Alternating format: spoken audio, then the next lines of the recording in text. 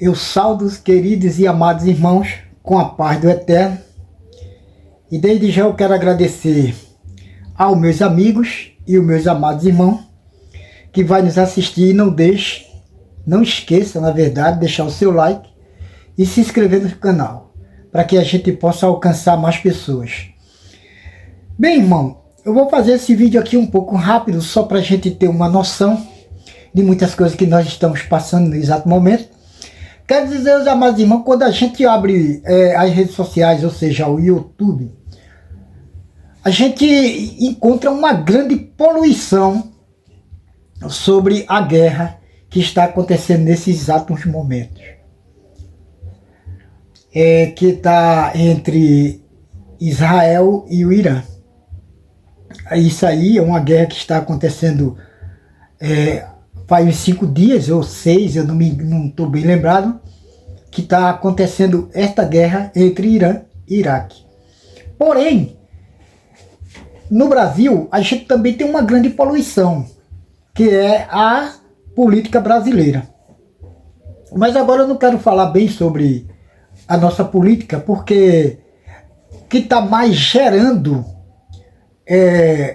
uma grande poluição, e que tem muitas pessoas assustadas, é sobre essa guerra, que ela pode até se tornar uma terceira guerra mundial. Então nós deveremos pedir, torcer bastante para que essas coisas não aconteçam, né? Porque vai prejudicar, aliás, já está prejudicando, né? Em outras formas. Aliás, todos os países estão saindo prejudicados com essa guerra, e pode, se ela continuar e se ela piorar, vai continuar muito mais ainda os problemas no mundo que vivemos. E nós, brasileiros, eu tenho certeza, eu e muitos de outros países, que a gente estamos torcendo para que isso dê uma parada, acabe com essa guerra, isso pare de uma vez por todas, para que o nosso país e o mundo possa viver em paz, né? E viver em união. É isso que eu desejo, e eu tenho certeza que muitos brasileiros também desejam isso, e muitas pessoas que andam nesse mundo de outros países.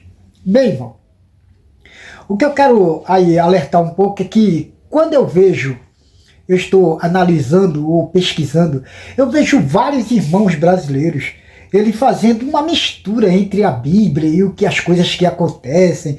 Por que, irmão, eles fazem isso? Porque tudo ele leva para que seja profecia. Porém, a Bíblia, ela tem histórias reais, que são os fatos, ela tem história folclórica e ela tem lenda. A Bíblia tem tudo isso. Há uma necessidade que as pessoas peguem alguns livros históricos, né, e que tenha noção das coisas quando for ler a Bíblia, para que não faça essa mistura, essa interpretação que muitas pessoas fazem. Gente, a Bíblia tem muitas coisas que eles escreveram que foram coisas do passado. Tá, irmão? Pode acontecer hoje? Pode, mas na Bíblia, na narrativa da Bíblia é do passado, é o que aconteceu. Entendeu, irmão? Então, vocês me perdoem pelo que eu entendo sobre a Bíblia e que vocês entendem. Então, são essas coisas que os irmãos brasileiros, eles misturam muito. Por que eles misturam muito? Porque, irmão, a gente brasileiro, nós brasileiros, deveremos estudar um pouco o cristianismo, deveremos estudar um pouco o que significa exegese, hermenêutica, gramática. Tudo nós deveremos estudar um pouco para que a gente entenda o que está escrito na Bíblia, irmão. Porque se você não sabe o que é um hermenêutico, um exegese dentro de um texto bíblico, vai complicar. Você não vai conseguir entender o que o texto está falando. Tá entendendo? Então, o que é que acontece? Os irmãos pegam tudo, levam para a Bíblia, né? E muitos irmãos ficam confusos, sem saber qual é a verdade. Tá entendendo? Então, é necessário que os irmãos brasileiros, principalmente, procurem entender o que a Bíblia está nos ensinando, tá? Muitos irmãos, eles acham que Deus só abençoou o lado de Isaac. Mas não. Deus tanto abençoou Isaac, da mesma forma ele abençoou Ismael. E isso está na Bíblia de todos nós. Não é? Quando Deus abençoou Ismael, depois Deus abençoou Isaac. Deus deu uma grande nação a Ismael e deu uma grande nação a Isaac. Então Deus abençoou os dois lados. Tanto é que tem as 12 tribos de Isaac e tem 12 reis do lado do Ismael. Está na Bíblia tudo isso aí. Porém, quando a gente fala um assunto bíblico, assim como eu falei hoje com o irmão ele pega um versículo que está escrito lá no livro de Gênesis 21, 10, que está escrito, olha o que é que ele lê logo, presta atenção. Pelo que disse a Abraão, deixa fora esta serva e o seu filho, porque o filho dessa serva não será herdeiro como o meu filho, com o meu filho Isaac. Bom, o que é que o versículo está dizendo aqui? Os irmãos, ele pega esse versículo aqui, hoje o irmão falou isso para mim, ele pega esse versículo aqui e fala que Deus só abençoou o povo de Isaac. Aí ele lê esse versículo aqui, porque ele diz que esse versículo, quem está falando desse versículo, ele diz que é Deus que está falando aqui. Mas aqui, quem está falando não é Deus. Quem está falando nesse versículo aqui é Sara. Só que quando você mostra aos irmãos que Deus abençoou Isaac e que Deus deu 12 reis a Isaac, que o povo de Isaac também é abençoado por Deus, aí ele vai e cita esse versículo. Assim o irmão fez, citou esse versículo. Eu não quis dizer nada para o irmão, porque o irmão, infelizmente, quando a pessoa fala dessa forma, a gente não quer ignorar o irmão para o irmão não ficar chateado comigo, então eu fiquei na minha. Mas aqui está escrito, irmão, quem está falando aqui não é Deus. Quem está falando aqui é Sara, ok? Então, é isso aí. É uma prova que Deus, ele,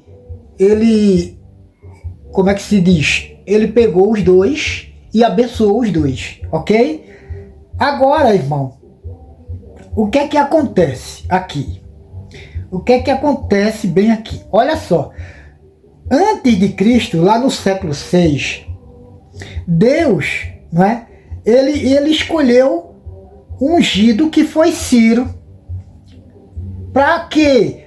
Para livrar o povo de Israel da escravidão da Babilônia. Agora, interessante é que Ciro, ele não era judeu. Ciro, no século 6 a.C., ele foi o que liberou e libertou o povo de Israel da escravidão. Agora, na verdade, os irmãos precisam entender isso aí, que está lá no versículo de Isaías, não é?